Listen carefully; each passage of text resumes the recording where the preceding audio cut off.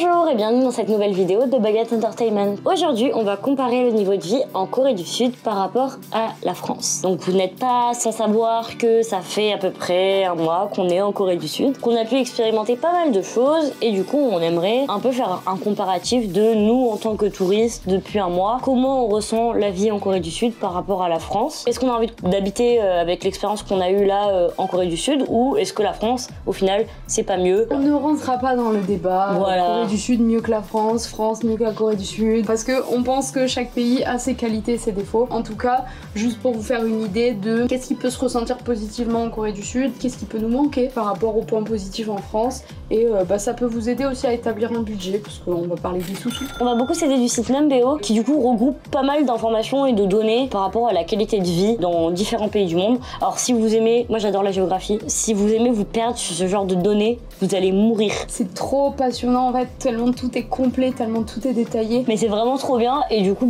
on a plein de données et on va du coup se baser sur ce site là et de tous les résultats qu'il assemble pour donner cet indice de qualité de vie. On voit déjà que l'indice de la qualité de vie en Corée du Sud est à 130 et celle de la France à 150. Donc la Corée du Sud techniquement a un niveau de vie un peu moins élevé que la France, mais ça n'a pas toujours été le cas et on expliquera un peu pourquoi, qu'est-ce qui a fait que ça a baissé aussi en Corée du Sud. Covid. Le point numéro 1 qui constitue du coup la qualité de vie, c'est le pouvoir d'achat. Là il est à 79 en Corée du Sud, en France il est à 77, donc il est limite moins élevé en France en fait. Et pourtant la Corée du Sud a toujours été parmi les top 20 pays par rapport au niveau de vie, mais est descendu au niveau 45 depuis le Covid parce qu'en fait tout son pouvoir d'achat se fait sur le soft power. C'est un pays très enfermé autour de ses frontières et qui commence à peine à s'ouvrir au monde, et c'est dû à l'expansion du soft power, notamment la K-pop et les K-dramas. Les K-dramas, pareil, pendant le Covid, ça a eu une expansion parce que avec Netflix qui a commencé à produire des séries coréennes. En ce qui concerne la K-pop, ça a eu l'effet inverse parce que du coup ça a limité vachement le tourisme, et au-delà de ça, même tout ce qui est les concerts à l'étranger. Voilà. Et du coup, on verra que le Japon garde sa place même avec le Covid. De la meilleure qualité de vie parce que son soft power est toujours aussi énorme, parce que le Covid n'a fait qu'amplifier ce soft power, des jeux vidéo, des mangas. C'est les deux seuls pays d'Asie, si on compte pas la Chine, parce que la Chine c'est la deuxième puissance mondiale, donc voilà, mais c'est les deux seuls pays d'Asie qui commencent un peu à se détacher ces dernières années et à se faire une place dans le monde. Et petite anecdote, mais hier on était à Busan, Tessa elle a parlé à une serveuse qui lui a clairement dit: mais vous venez de la France, c'est un pays merveilleux, qu'est-ce que vous venez faire chez nous? Mais en soi, elle a pas tort dans le sens où il y a énormément de choses qui sont magnifiques dans ce pays et qui sont incroyables à découvrir. Mais on va pas se mentir, la plupart des gens ces dernières années qui sont allés faire du tourisme au Japon et en Corée du Sud, c'est avant tout par l'attirance du soft power.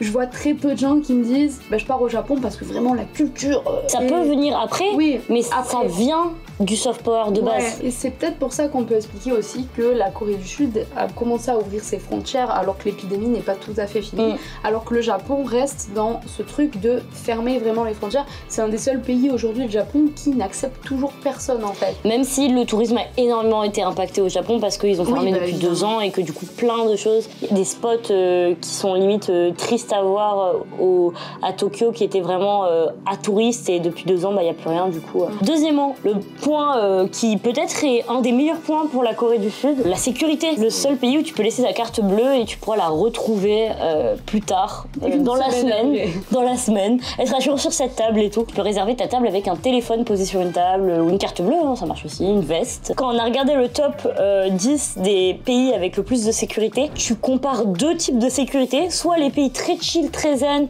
où il n'y a pas de problème, la Suisse, le Japon, tout ça. Les pays nordiques, tout ça, et les pays où si tu fais un pet de travers, on te coupe la tête. L'indice est de moitié de celui de la Corée du Sud, c'est-à-dire la Corée du Sud est à 73 et la France est à 45. La France fait partie des pays les moins safe. La France, elle est à 2 positions du Mexique. Le Mexique qui est quand même pas très réputé pour être safe. Pourquoi il y a des alertes dans le métro toutes les 5 minutes En Corée, il n'y a pas ça. Les pickpockets, ils sont pas loin. Non. En France, t'es comme ça avec tes affaires. On va dans la qualité de vie, on peut cliquer sur l'indice de sécurité et en fait, tu vois les pays émergents en termes de criminalité. Et en gros, la criminalité est extrêmement basse en Corée du Sud. Sud, comme elle a augmenté sur ces dernières années, elle a une inflation qui fait qu'elle est limite plus au-dessus que le Mexique ou que certains pays, parce qu'en fait elle a tellement augmenté, elle est passée de 1 à 2 criminels que bah, c'est le double. La Corée du Sud est considérée comme pas sécure parce que l'inflation est énorme, mais en fait t'as 3 criminels quoi. Nous en termes d'expérience au niveau du tourisme, je me suis jamais sentie autant en sécurité que dans ce pays-là. Malgré les quartiers, malgré le fait que ça soit le soir, la nuit, le matin, machin, tu te sens toujours en sécurité. Bon, il y a un autre délire qui est un peu différent, mais c'est toujours ce regard de... tu es étranger. Tu es regardé, tu es épié, parfois on vient de même parler. Suivi. Ouais, tu es même suivi. Camille, il y a des vieilles qui lui touchent les cheveux. Mais c'est pas comme en France, où en France, vraiment, tu te sens agressé. Tu sens, on te parle mal directement, on t'insulte. Jamais ça arrive. On commence à t'agresser et tu te dis, j'ai peur pour ma vie même, parce qu'on sait pas ce qu'on peut te faire. Ouais, non mais franchement, la sécurité, on est loin en France. Il faudrait trouver vraiment le juste milieu entre les pays comme la Corée du Sud où ils ont aucun problème avec ça parce que on paye cette sécurité, ça veut dire qu'il y a des caméras partout. On se rapproche de choses comme la Chine où avec une simple caméra on peut t'identifier directement et savoir où t'étais, à quelle heure exactement, toute ta journée, toute ta vie en fait. C'est même pas que tu vas être puni, mais c'est qu'ils te dissuadent de faire des crimes. Parce qu'en soi t'es pas puni parce que quand tu vois comment fonctionne la police coréenne, où dès qu'il y a un criminel ils sont là, ils font... Arrêtez monsieur, enfin vraiment y a rien. On est tellement dans un pays uniforme où sortir du lot c'est grave, que sortir du lot en plus en tant que criminel ou avoir un passé comme ça, t'es encore plus jugé, encore plus hors société, que les gens préfèrent être dans le lot. Ensuite, les soins. Alors ça c'est un point où je suis assez surprise, mais en même temps, de notre expérience, on l'a un peu vécu comme ça, mais autant je m'y attendais pas. En Corée du Sud, l'indice de soins et de santé est à 83, alors qu'en France, il est à 79. Donc en soi, c'est que 4 points de différence. Mais quand même, en France, on part sur une sécurité sociale où tout est remboursé. Alors je sais pas s'ils ont... Enfin, je sais qu'ils ont à peu près la même chose ici, mais dans tous les cas, Chloé, sans assurance, en allant se faire soigner, a payé que 16 € de visite médicale. Et 20 € de médicaments. Donc ça m'a fait entre 30 et 40 € pour tout le package de visite médicale plus soins. En fait, il y a 2 choses qui diffèrent en Corée, c'est vraiment la clinique et les médecins. Quand tu vas dans une clinique, tu payes tout ce qui est langue anglaise, assistance, le fait que tu sois dans une clinique, donc on va te faire un check-up entier et tout ça. En Corée, en fait, ça vaut mieux le coup d'aller directement voir un médecin. Il parle vite fait anglais, vous arrivez à vous comprendre avec Google Trad, tout ça machin, et ça paye que 16 €. Alors qu'on a vu que dans une clinique, on pouvait payer jusqu'à 80 € sans compter les médicaments, la visite quoi. Après, de mon expérience, j'ai pu voir qu'on n'avait pas la même façon de fonctionner. Tout ce qui est donner les médicaments, mais aussi la quantité de médicaments. Nous en France, on va nous prescrire des boîtes de médicaments pour une certaine durée. La fois où je me suis fait enlever mon grain de beauté, on m'a prescrit des sacs et des sacs de compresses, de machin, j'en ai même pas utilisé le quart. Donc déjà, le gaspillage et aussi la dangerosité. Bon là, c'était que des bandages, mais si on te donne des médicaments, des antibiotiques ou des trucs comme ça, et que tu finis pas ta boîte, il y a des gens qui auront tendance, des années plus tard, quand ils auront les mêmes symptômes, à se faire leurs soins eux-mêmes avec ce qu'il leur reste dans leur boîte à pharmacie.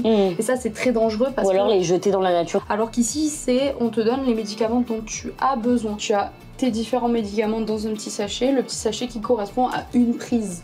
Donc après on t'explique si tu as plusieurs prises par jour, mais en tout cas une prise de médicaments c'est un sachet. Là par exemple j'ai une moitié de médicaments, c'est parce que il fallait que je prenne la moitié. Et du coup on me l'a directement coupé et mis dans le sachet. Et ensuite en termes de quantité, faut savoir que moi j'y suis allée pour une toux et une oreille enflammée et j'ai 1, 2, 3, 4, 5 médicaments et demi. Enfin voilà pour la santé. On a tout expérimenté finalement avec notre malchance. Plutôt. Climatiquement, en Corée, on a un indice de 68 et en France de 89. On est sur 2 pays avec toutes les saisons, 4 saisons. On est sur 2 pays où extrêmement riche en matière de paysage et de climat. Les 2 sont assez bien. Pour l'instant, en France, là, il fait 40 degrés. Chez nous, il fait à peu près 30. Donc on peut dire que pour l'instant, on subit moins. Mais après, août-septembre arrive. Donc juillet, août, septembre. L'inverse, en hiver ici, bon courage. Ensuite, la pollution. Là, c'est le moment sympa. En même temps, quand on habite à côté de la Chine, c'est normal. Mais en France, on est à 42. Donc c'est assez modéré, même si on considère qu'on est un pays assez pollué quand même. La Corée du Sud est à 62. D'ailleurs, les masques de base, c'était pas pour le Covid, c'était bien pour l'air et la pollution de l'air en Asie. C'est pour ça qu'avant, on les voyait tous avec des masques. On était en mode, mais pourquoi ils ont des masques? Parce que l'air est pollué. Nous, en tant que touristes, on l'a constaté, c'est que quand on voit le ciel bleu de Séoul, déjà, c'est très rare. En fait, il y qu'il y a toujours cet aspect un peu grisâtre, mais pas de mauvais temps, c'est juste que la pollution cache tout en fait. Quand tu vas un peu plus dans les hauteurs, tu vois vraiment la couche de pollution. Ensuite, nous avons le rapport prix de l'immobilier par rapport aux revenus. En France, nous sommes à 12, alors qu'en Corée du Sud, nous sommes à 26. En fait, c'est le fonctionnement ici qui est différent, parce qu'en soi, les loyers ne sont pas plus chers qu'en France, mais il y a un principe qui est... la caution, qui est très très différente en Corée, dont on va vous expliquer un peu plus tard dans le prix du loyer. Mais par rapport du coup aux revenus, on voit qu'en France, le revenu est plus cohérent par rapport au loyer, parce qu'en Corée du Sud, le SMIC est beaucoup plus bas qu'en France. En France, c'est du 10 € de l'heure, à peu près le SMIC. Ici, c'est plus du 8 €. Et en plus de ça, ça a encore augmenté. C'est pour ça aussi que la qualité de vie ne fait que diminuer en Corée. Avec l'augmentation des prix immobiliers, on se retrouve avec des prix un peu français en fait. Eux travaillent beaucoup plus que nous. Oui. C'est très rare de faire du 35 heures semaine, hein, c'est plus du 45 heures semaine. Et pour 2 semaines de vacances par an, alors que nous on est sur du 5 semaines. Du coup on est sur travaille beaucoup, gagne pas beaucoup et loyer un peu cher, mais on verra du coup dans le prochain point qui est le coût de la vie, qui est de 67 en Corée du Sud et en France il est de 68. C'est des deux prix équivalents. Commençons par le restaurant. Un repas restaurant bon marché en Corée du Sud, il est à 5 €, presque 6. 6 €, un repas, un restaurant bon marché. En France, on est à 15 €. Je pense que c'est un des plus gros points, mais en Corée, c'est moins cher d'aller au restaurant que de faire tes courses. Alors ça n'a aucun sens. Et je ne sais pas comment ils arrivent pour retomber sur leurs pattes, mais oui, c'est moins cher d'aller au restaurant. Moi, je vais parler de mon expérience personnelle depuis que je suis ici, mais c'est vraiment un bonheur parce que je sais qu'en France, le restaurant, c'est un peu le truc occasionnel que tu fais limite 2 fois par mois, grand maximum, avec tes parents pour fêter un événement ou voilà. Et tu sais que tu vas pas en avoir pour moins de 30 € le repas et du coup tu peux pas te permettre de faire ça tout le temps. Alors qu'ici, depuis qu'on est ici, on est quasiment au restaurant tous les jours. On essaie de se faire un restaurant 1 fois par jour parce que on sait que c'est pas cher. C'est pas cher et que du coup ça nous permet de goûter à toute la nourriture locale. On va dire que tout ce qui est l'aspect financier au niveau de la nourriture, c'est pas ça pour lequel tu dois te soucier en premier. Parce que tu sais qu'ici, il y a toujours des solutions. Par exemple, même si tu vas pas au restaurant, il y a les convenience stores où tu peux te manger un repas à moins de 2 €. En France, tu vas payer ton plat 15 €. En Corée, il y a tout le principe des side dish. C'est-à-dire qu'en fait, tu prends ton plat principal, mais à côté, tu as tous les accompagnements, donc souvent du radis, du kimchi, du riz, des algues. Et en fait, tout ça, c'est des choses qu'on t'apporte sur la table à partager avec tout le monde et c'est pour mettre à côté en plus de ton plat. Alors qu'en France, tu vas prendre ton plat, t'as ton plat quoi. Tu peux avoir du pain et des olives. Le deuxième point, c'est au niveau de la déception entre guillemets. Je sais qu'en France, il y a beaucoup de restaurants où tu vas payer cher pour une qualité qui est moindre. Genre, tu as un steak frites, le steak il est trop cuit, les frites, c'est des frites congelées dégueulasses. Alors qu'en Corée, tu vas être rarement déçu. En France, on a vraiment ce truc de mijoter, cuisiner pendant des heures. Alors qu'en Corée, ici, c'est beaucoup plus dans l'aspect pratique. Donc ça va être des plats rapides à faire et bons. Et du coup, il n'y a pas ce truc de tu vas être déçu parce que c'est justement de la cuisine rapide. C'est pas un truc où il faut mijoter pendant des heures, etc. Les courses, là c'est le moment rigolo. C'est le moment où on va comparer et on va voir que tout est plus cher en Corée du Sud. D'un coup, tu vas vouloir acheter du lait, de la mie de pain, du fromage, des œufs, de la viande, des fruits, des légumes.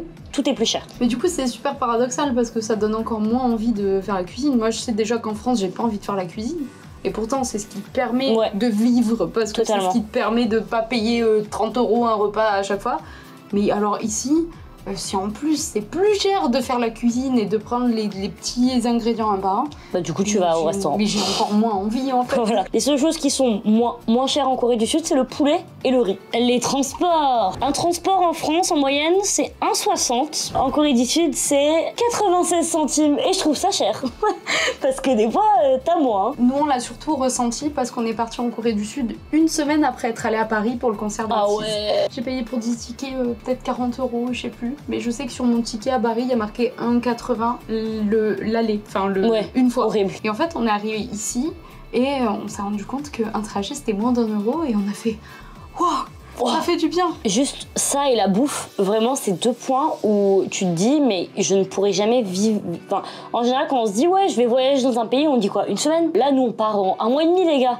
1 mois et demi, va mettre des courses, va mettre de la bouffe, des transports en commun, un loyer pour 1 mois et demi, pour des vacances où tu gagnes rien en fait. Oui, le choix du pays, déjà on voulait aller en Corée du Sud, mais on n'aurait pas pu se permettre de rester si longtemps dans un autre pays. Clairement. parce que ici c'est très avantageux. Et on va arriver sur un point qui est extrêmement clé de la Corée du Sud, c'est tout ce qui est mensuel en fait. En France, t'as des passes mensuelles, des passes qui sont moins chères, qui réduisent le prix, t'as même des trucs étudiants, enfin t'as plein de concepts en fait. Tu es au concept d'abonnement. Voilà. C'est-à-dire que plus t'es longtemps abonné, plus tu t'engages sur un certain temps, moins c'est cher, on va te faire une offre en fait. En Corée, ça n'existe pas, mais pas du tout. C'est-à-dire que là-bas, il n'y a aucune concurrence au niveau de tout ce qui est téléphonier par exemple, et c'est pour ça qu'on arrive en France à Internet à peu près 30 € par mois, alors qu'en Corée du Sud, c'est à peu près 50 €. Hein. Carte SIM, tout ça, on paye extrêmement cher, alors qu'en France, t'as des forfaits à 5 €, t'as des forfaits à 10 €. Et heureusement, nous, notre abonnement, il a pas coûté tellement cher, il a coûté 35 € on paye. Je crois par mois à peu près. Et on a pu payer ce prix parce que Camille avait son Alien Card et allait rester plus longtemps. Du coup, il nous a fait payer le même prix pour Camille aussi pour nous. Sinon, on était à peu près sur 60 € par mois pour 10 gigas. Ouais. Les loisirs. On a ce truc en France de mensualiser alors qu'en Corée il n'y a pas. Du coup forcément on tombe à des trucs moins chers. Genre là la salle de sport on est à 33 €. En Corée on est à 44 €. Et tout ce qui est encore dans loisirs, là on est sur aussi les vêtements par exemple. On va différencier tout ce qui est chaîne de magasins où là c'est la même chose, c'est les mêmes prix, H&M, tout ça c'est la même chose. Et après il y a tout ce qui est vêtements de marché entre guillemets. Ouais. Ici on a par exemple, moi je vais citer toute la rue de Hongdae où il y a plein de magasins qui vendent des vêtements type YesStyle. Et c'est une qualité qui est moindre mais ça va pour des prix pas très chers. Ça tourne autour des 15-20 €, même moins parfois. Hein. Par contre, one size. Le loyer, de manière générale, sera moins élevé ici qu'en France. En France, on est réputé pour nos grosses villes avec nos gros loyers, tout ça, machin, Paris. Là, on regarde, loyer une chambre centre-ville, ça coûte à peu près 460 € en Corée, alors qu'en France, on est à 776 €. C'est chaud, le double. Quelque chose qui a à dire, c'est que là, on se dit, ouais, mais c'est pas cher la Corée, mais go vivre en Corée, machin, c'est pas cher, tout ça. Non, parce qu'il y a un truc qu'ils oublient totalement de mentionner, en fait, c'est qu'en Corée du Sud, il y a ce qu'on appelle le déposit. Ça existe dans nos pays. D'ailleurs, voilà, moi, je paye 500 € par mois, j'ai une caution de 500 €. Pas en Corée. En Corée, la caution, c'est 10 fois le loyer. Ça veut dire qu'une caution, les cautions les moins chères qu'on a trouvées, elles étaient à 5000 won, soit 3000 et quelques euros. Ça veut dire que vous allez vivre dans un endroit pour 2-3 mois, vous devez cash donner 3000 € à la personne avant de commencer à payer. Cet argent, comme c'est un déposit, une caution, il va vous être rendu. Mais 3000 €, sortez-les d'un coup, quoi. On peut trouver des alternatives, comme nous, là, on est dans une alternative, on est dans un Gochiwon, donc c'est une genre de résidence étudiante, où du coup, on paye que notre loyer, on n'a pas de déposit. Et il y a certains logements ou personnes qui louent, qui utilisent cet argument de vente, je n'ai pas de déposit. Les salaires après impôt, en Corée du Sud, on est à 2000 € en moyenne de net, et en France de net on est à 2002. Je ne veux même pas penser aux heures de travail parce que je pense que nous c'est clairement du 35 heures, eux je pense pas que c'est du 35 heures. Au final, on se rend compte que ce qui coûte le plus cher en Corée du Sud, c'est presque à 50% les courses. Les courses. Et sinon après tout se vaut à peu près. On va évoquer quelques petits points, plus de conclusions un peu à vie personnelle. Vivre ici en tant que Française, c'est très difficile. Par contre, vivre ici en tant que Coréen, vivre à la coréenne, entre guillemets, c'est extrêmement peu cher. C'est-à-dire que moi, à partir du moment où tu vas acheter du jambon, du fromage, tu vas dépenser énormément d'argent, que si tu veux au contraire te mettre plus dans les mœurs, et c'est vraiment de vivre à la coréenne et un peu d'essayer de comprendre la culture, te mettre vraiment dans le bain, tu vas vivre très peu cher parce qu'en fait c'est leur mode de vie et il est peu cher en fait. Après nous on a cet avantage de, en tant qu'étranger, on vient avec nos ressources de l'étranger. Je parle en ça le salaire qu'on a économisé, je parle en ça tout ce qu'on a pu prévoir avant de partir et qui fait que du coup en fait on a un niveau de vie privilégié ici parce que on a pris les avantages de notre pays qu'on a ramené ici pour ensuite prendre les avantages de la Corée du Sud. Exactement. Je pense que si vraiment tu vis ici, tu travailles ici, tu deviens un Coréen dans ton rythme de vie, t'as quand même pas le même niveau que nous qui sommes là en tant que touristes. C'est en ça qu'on dit qu'il n'y a pas de pays meilleur que l'autre. Chaque pays a ses avantages et ses inconvénients.